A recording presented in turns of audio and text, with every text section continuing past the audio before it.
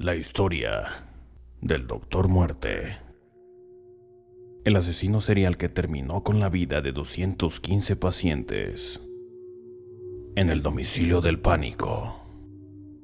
El doctor, el médico, el ser que salva vidas, combate infecciones, alivia el dolor. La mayoría se entregan a él con la confianza y simpatía que su loable profesión genera. Sin embargo, los de bata blanca son seres humanos. Y como tal, algunos trastornos, angustias y traumas los acompañan a lo largo de su vida. El Dr. Harold Shipman, quien alguna vez se catalogó como un ser superior, sufría desde adolescente incesantes sueños en los que, una y otra vez, se repetía la misma historia. Su madre enferma de cáncer de pulmón, en cama, siendo aliviada con dosis de morfina. Con él, de 17 años de edad, como mudo testigo lleno de rabia, de dolor y de impotencia. Cuando su madre finalmente murió, se prometió a sí mismo convertirse en doctor para ayudar a los más desprotegidos, para paliar ese dolor que a la postre de todo ser humano sufre cuando el final se acerca.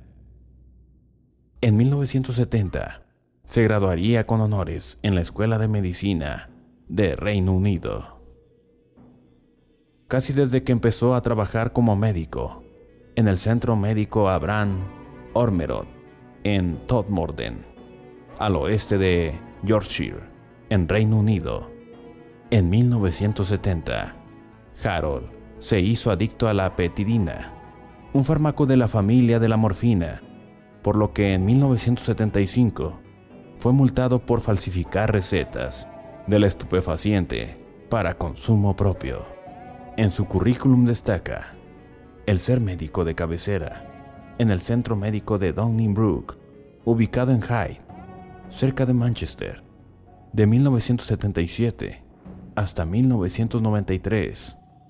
Año en el que se decidió a fundar su propia clínica en Market Street, convirtiéndose en un respetado miembro de la comunidad gracias a los servicios que prestaba.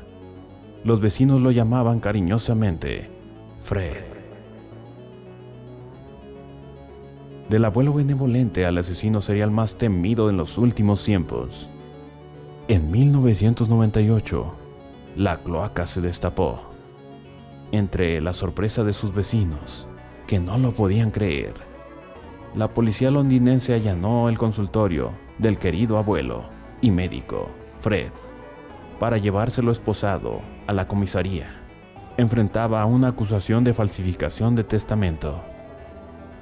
La exalcaldesa de Hyde, quien se atendía desde años atrás con el médico, murió misteriosamente. Kathleen Grundy tenía 81 años y a nadie se le hizo raro lo que Shipman redactó en su informe: paro cardíaco.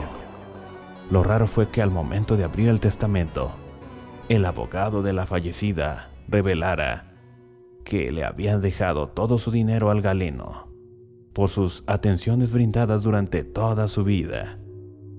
De inmediato la familia se puso manos a la obra y desacató el testamento, acusando falsificación, por lo que se abrió una investigación en el que el principal sospechoso era el buen Fred, quien de inicio accedió hasta un poco contento a contestar las preguntas que se le realizaron en el juicio.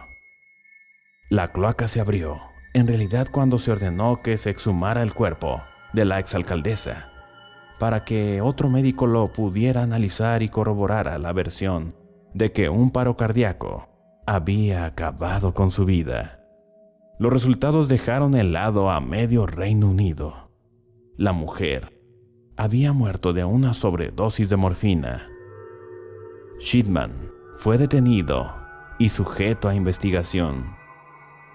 El juicio en su contra fue encomendado a la entonces carismática jueza Janet Smith, quien en su entrevista posteriormente declararía que lo realizado por el Dr. Harold superaba el mal en cualquier ser humano.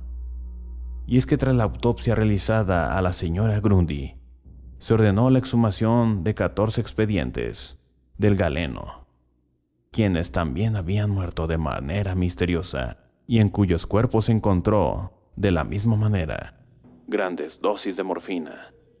Aunque Shipman negó haberle suministrado a sus 15 pacientes dosis de morfina, al final fue sentenciado por la jueza Smith a 15 cadenas perpetuas consecutivas. Las investigaciones continuaron y lo que develaron dejó helado ya a la totalidad del Reino Unido y el orbe. El Doctor Muerte. Los 15 asesinatos por los que fue condenado, al igual que el número de cadenas perpetuas, llevaron a medios y a sociedad en general a llamar al buen Fred como el Doctor Muerte. Sin embargo, la verdad estaba lejos de conocerse.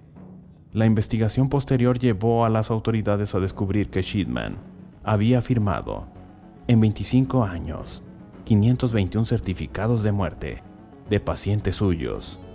De inmediato, las alarmas se prendieron. Sin embargo, en pocos casos se pudo corroborar el asesinato, debido a que la mayoría de cuerpos habían sido incinerados.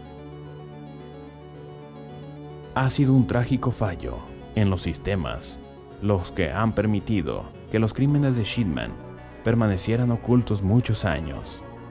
Traicionó la confianza de la gente y también la profesión a la que tan mal sirvió, declaraba en el 2002 John Chrysler, entonces integrante de la Asociación Británica de Médicos.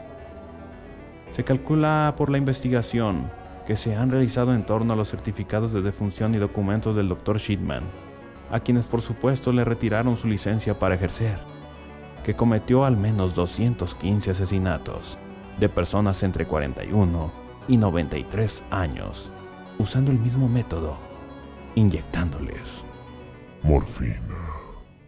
La jueza Smith, quien llevó el caso que más le ha sorprendido en su vida, catalogó a Shipman como un drogadicto del crimen.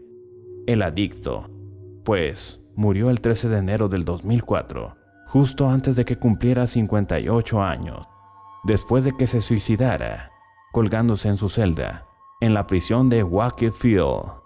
Algunos aseguran que Shipman se colgó para garantizar la estabilidad financiera de su esposa, pues su pensión del National Health Service pasó a sus manos debido a que murió antes de los 60 años, requisito indispensable. Sin embargo, hay otras opiniones. John Douglas, por ejemplo, quien es estudioso de perfiles del FBI, siempre ha sostenido que el doctor se suicidó siguiendo un patrón de los asesinos seriales, aquel que los lleva a querer controlar todo meticulosamente, hasta su muerte misma. Suicidarse en la cárcel, bajo custodia policial, fue su gesto final de control. Esto fue El Domicilio del Pánico. El Domicilio del Pánico.